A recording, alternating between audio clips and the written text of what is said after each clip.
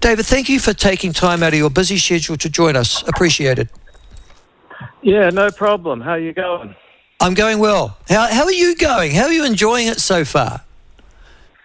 Well, I don't know if enjoying's the right word. It's a very, very tough winter. Not just a bit cold, but a bit cold economically. And, of course, we keep finding these kind of, improvised explosive devices, or IEDs, all through the apparatus of government, unexpected expenses, crazy projects that we sort of have to diffuse before they blow up and send us broke. So it's been a pretty crazy time, but I feel like, we've started to turn the corner. We've had the shortest day of the year on June 21, and just quietly starting to see some shoots of interest rates coming down, and New Zealand getting a bit of positive momentum again. Yeah, I mean, I have to say, it's a good time to have this sort of stuff in your first year. By the third year, the economy should have come back up out of its present trough. So you might politically work out well still for you, David. But can I ask, just on that issue, you're talking about finding these IEDs dispersed throughout government. The very fact they exist and you didn't know that they were there in opposition, does that worry you?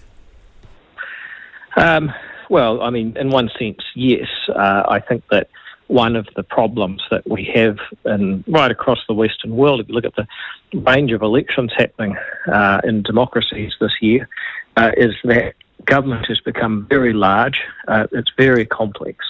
And, I defy anyone to have 60-odd opposition MPs with one or two staff members helping them each.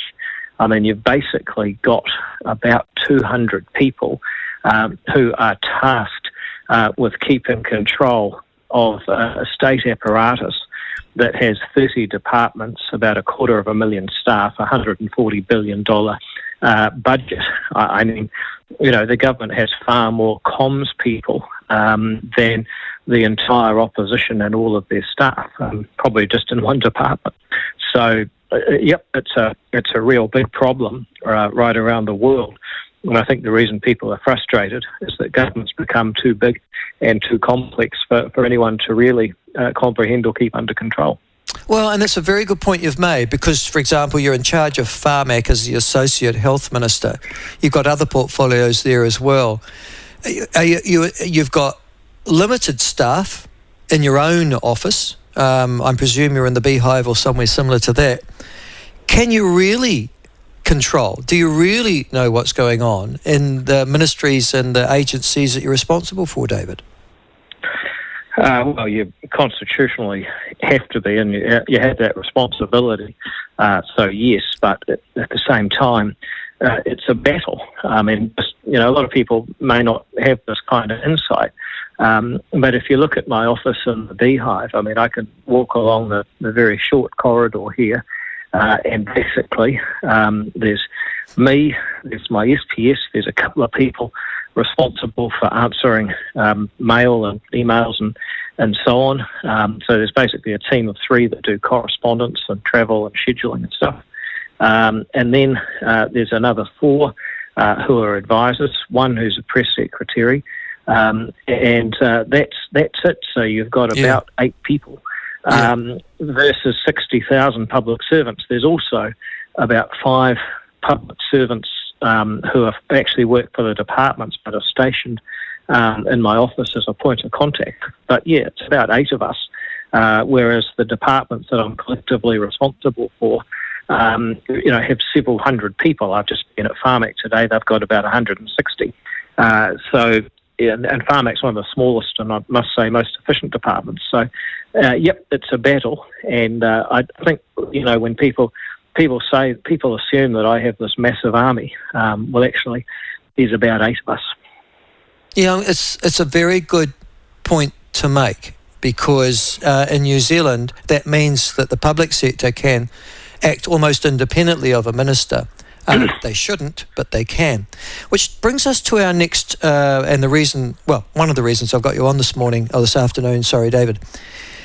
I was looking through Pharmac's policy last week, and I was alerted to it, ironically, by, believe it or not, a Maori cultural advisor, who said that Pharmac is one of, he said the only, but I've discovered another one, government agencies that's decided that the Treaty of Waitangi, and its treaty policy is quite explicit, has 4 articles in it and has created a new article, Article 4, Wairuatanga, as part of its policy that Pharmac enacts according to itself and its own policy statements on a daily basis. How on earth did Pharmac create a 4th article of the Treaty of Waitangi? Well, sometimes if you didn't laugh, you'd cry, Michael. Look, first of all, it is sort of a folklore that when the treaty was signed, Bishop Pompallier got an oral promise from Hobson that religious freedom for Catholics would be preserved in the New Zealand. And Hobson said sure, because Hobson needed Pompallier to help persuade some of the chiefs to actually sign the treaty. So it's not entirely invented.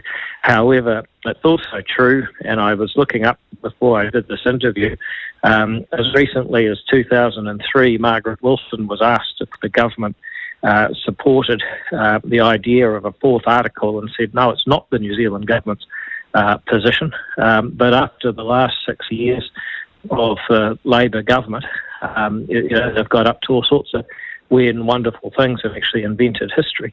That's the background. What are we doing? What are you going to do about it? Yeah.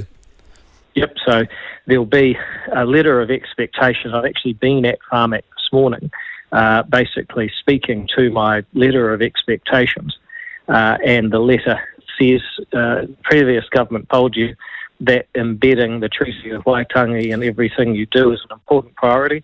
I want to tell you that I don't believe that's an appropriate priority for Pharmac. Your job is in the law to secure for eligible persons a maximum amount of pharmaceutical products for an available budget. That's what you need to do. And if you want to help people, regardless of their background, you'll get really good at doing that. So they've had that message officially by letter, which is one of the main ways that a minister like me can set out directions to a Crown entity like Pharmac. The other thing I can do is appoint the board. So I've appointed a new chair. There's another 2 board positions coming up in December, and over the 3 years, they'll either all be on message or replaced. And so, of course, you can, in theory, just sack everyone, but we also want people to go stand up for these roles, and if they think they're going to be sacked every time there's a new minister, it's harder to get people. So we wait till they expire, and then we have a conversation. And if they're on the song sheet, they continue. Otherwise, we get someone new. So, in other words, you're going to get that Article 4 taken out of the treaty policy there, and you're going to tell them, for God's sake, stop being so stupid, concentrate on your day job. Well, first of all, I can't direct them to the point of what exactly they put on their website. So in theory, they can just say, yep, I mean, well, just one thing, and I don't want to sound like I'm making excuses, but let me just explain something that I think is important. Pharmac is not a government department. Pharmac is a Crown entity. That means that it has its own board, of which Paula Barrett's the chair now, and its own legal mandate to exist. I can appoint the board, I can write them a letter of expectation, and of course they need me to go and get money out of the budget process, otherwise they won't be up to much. So using those different tools, I can certainly direct them, but they are an independent entity, much like the courts or the Reserve Bank, or there's quite a few of them. And ultimately, look, as a New Zealander, I think that's a good thing. There's other systems of government where 1 or 2 people decide everything, and I don't think it works that well. No, but not if they just go off and, as you say, create history, and then make that created history part of their decision-making process, as Pharmac have done.